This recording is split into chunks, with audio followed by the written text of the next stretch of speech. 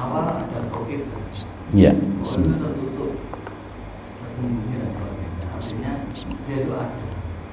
Jadi adanya itu goibnya itu adalah tidak terjangkau oleh panca indera. Kemudian ada lagi goib yang dari diri sendiri, ada yang mutlak. Bukan salah satu awal.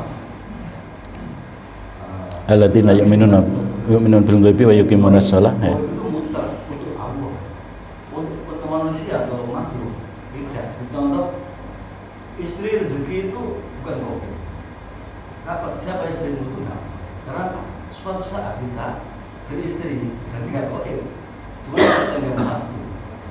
Tapi kalau Allah tak terjangkau oleh akal kita.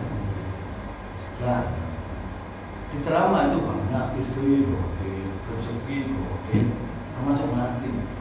Neraka, surga enggak goib. Kenapa? Suatu saat kita kesana. Iya. Sebagai manusia. Ini menambah persepsi.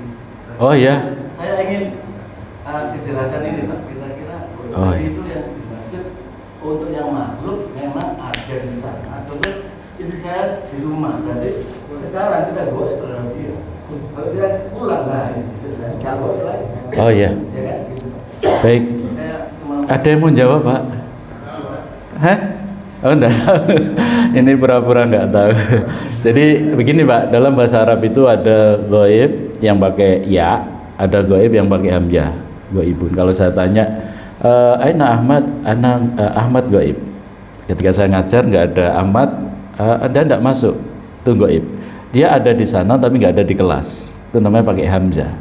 Kalau Al-Baqarah awal itu pakai ya, ghaibi. Ada tapi enggak kelihatan. Allah ada enggak kelihatan. Surga ada tidak kelihatan walaupun nanti kelihatan. Ya, karena mana gaib di sini sesuatu yang masa lampau, sesuatu yang tersembunyi, ya kan? Ini ada 3 makna, ini salah satunya ya. Sehingga istri saya di sini gaib, tapi nanti saya pulang insya Allah ketemu, gitu ya. Itu gaib, gitu ya. Jadi ada gaib yang sekarang tidak bisa kita lihat langsung, kayak Allah itu gaib zatnya, tapi keberadaannya tidak gaib, ya tidak ya.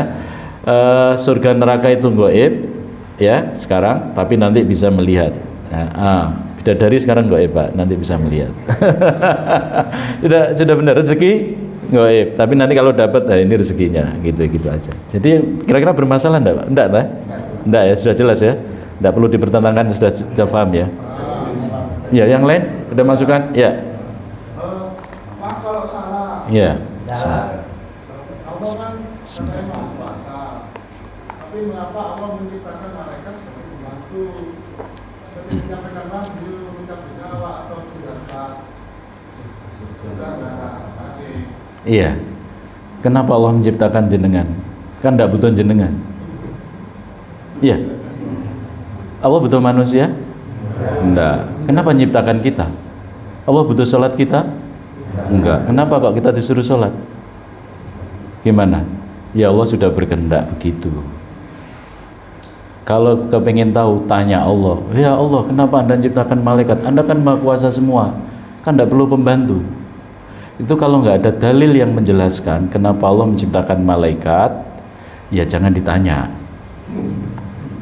Tapi ada sebenarnya. Salah satunya jadi saksi kita nanti di akhirat, ya kan? Kenapa ciptakan malaikat? Dikasih tugas-tugas tertentu. Karena dengan adanya malaikat itu berarti ada makhluk Allah yang nanti jadi saksi juga terhadap perbuatan-perbuatan kita, karena kita ini nanti akan dimintai pertanggungjawaban. Ada surga dan neraka, ada yang jaga neraka, ada. Allah bisa enggak jaga neraka sendiri? Bisa. Allah mengislamkan semua manusia, bisa enggak? Bisa, tapi Allah enggak berkehendak itu. Ada yang kafir, ada yang iman. Ini urusan kehendak Allah. Kalau Allah kehendaknya tidak dijelaskan, jangan tanya. Kenapa jenengan ciptakan laki-laki? Ada dalilnya enggak? Enggak, yang secara umum saja Allah menciptakan laki dan perempuan. Ya sudah, kehendak Allah. Ya. Jadi kadang sesuatu bisa dijawab seperti itu. Sudah kehendak Allah, jangan ditanya lagi. Kenapa Nabi Muhammad? Kok bukan jenengan? Kan sama, sudah kehendak Allah, manusia yang terpilih, Inostofa ya, Allah sudah memilih beliau. Kira-kira cukup jawaban ini? Cukup ya? Ya, jadi kalau kalau sesuatu yang goib harus pakai dalil, ya, jangan dikarang sendiri. Kenapa Allah begini? Allah harus jelasin. Ini memang materinya belum selesai, jadi ini belum nyampe pertanyaan kenapa tadi. Tapi tidak apa-apa, ya, monggo, cukup ya. Oke, Bapak. Tidak apa-apa, pertanyaannya lama nggak apa-apa, Pak ini, Pak. Pertama itu bahwa kalau kita mengimani tentang Lailatul Qadar, kita menggunakan dasar pemikiran akal atau perasaan. Jadi konsep berpikir kita itu mengacu atau bersumber pada akal atau perasaan. Oke, oke. Kira jawabannya apa, Pak? Pilihan akal atau perasaan, Pak? Akal, Pak. Sudah dijawab, Pak. Kenapa akal? Kenapa akal? Satu yang ngomong, satu. Kenapa akal? Ada dalilnya. Ada dalilnya. Dalil itu harus dipercayai dengan apa? Dengan akal. Proses mengimannya dengan akal. Sehingga kalau ditanya, kenapa Allah menggunakan Lailatul Qadar? Baca surat apa itu? Al-Qadar. Ya, inna anzalna fi itu tafsirnya, penjelasannya jelas bahwa Lailatul Qadar itu ada pada setiap malam di bulan Ramadan, satu malam pasti ada. Dan itu pahalanya berapa? Lebih baik daripada 1000 bulan. Itu pasti. Berarti itu pakai akal, Pak. Karena bersumber dari Al-Qur'an. Untuk membenarkan Al-Qur'an itu benar atau tidak, pakai akal. Jadi tidak pakai perasaan. Prosoku ndek dalu Lailatul Qadar. Apa dalilnya? Wis prosoku, enggak bisa itu. Dan Lailatul Qadar tadi malam atau tidak ada yang tahu. Rasulullah pernah cerita tadi malam Lailatul Qadar tidak malah hujan gitu ya. Ada keterangan hadis itu, tapi itu tidak bisa jadi patokan mutlak. Nek ngene terus ngene. Yang ada itu juga matahari di waktu pagi redup gitu ya. Itu tanda-tanda setelahnya. Kan setelahnya enggak bisa ngomong nanti Lailatul Qadar, enggak bisa. Yang pasti dalam satu bulan Ramadan pasti ada malam Lailatul Qadar. Itu yang kesimpulan pasti. Yang suruh mencari di akhir ganjil-ganjil itu. Itu semua pakai dalil, Pak. Jadi kalau yang gaib itu harus pakai dalil. Dan kesohihan dalil, kevalidan dalil itu menentukan informasi itu benar atau salah. Oke, begitu Bapak. Oke. Ada yang lain? Ya, silakan Bapak. Yang belakang dulu. Bapak kopiah coklat. Ya, jenengan. Saya mau tanya, kita sekarang lah orang Muslim. Ya. Semua yang orang Islam lah Muslim. Sekarang orang kematian lah ada dasarnya. Seperti kalau mati lah anaknya, amalannya, ilmunya. Tapi kenapa kita sama-sama Muslimnya, Pak?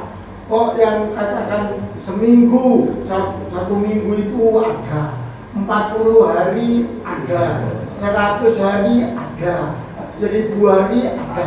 Itu apa dasarnya? Ada dalil kan, Pak? Ya. Sebenarnya kalau tanya, yang mengamalkan itu ditanya, kenapa Anda sholat? Saya ditanya, kenapa Anda sholat 5 waktu? Sini tak jelasin. Kan gitu saya. Kenapa Anda metang puluh 100 si pendai? Sini tak jelasin. Tanya yang mengamalkan, Pak. Jangan tanya saya. Saya tidak mengamalkan. Oke. Belum selesai jawaban saya, Pak. Tenang aja. Itu kan cara retorika menjawab ya, biar otak kita senyum dulu. Maka kembali kepada rumus apa? Dalilnya valid apa enggak? Kalau dalilnya valid, silakan diamalkan. Kalau dalilnya tidak valid, kenapa diamalkan? Yang valid saja banyak yang belum diamalkan. Jadi yang jelas-jelas saja, Pak. Lagunya begitulah. Kalau mau beribadah, dalilnya yang jelas-jelas saja, yang valid saja. Tapi kalau itu dalilnya tidak valid, apalagi jari ini, ya jangan diamalkan. Loh, belum tentu saya tidak mengamalkan dalilnya tidak benar, saya belum tentu, karena saya tidak tahu. Bisa jadi kan? Bisa jadi. Maka jangan menyalahkan orang lain yang beramal tidak sama dengan kita. Bisa jadi kita tidak tahu, belum tahu. Tapi kalau kita sudah mengkaji, sudah tahu ini dalilnya tidak valid, ya sudah tidak usah diamalkan. Loh, yang lain kok mengamalkan? Bisa jadi dia tidak mau berpikir serius. untuk memahami dalil ini valid atau tidak. Karena memahami dalil valid dan tidak itu ya rontok angel.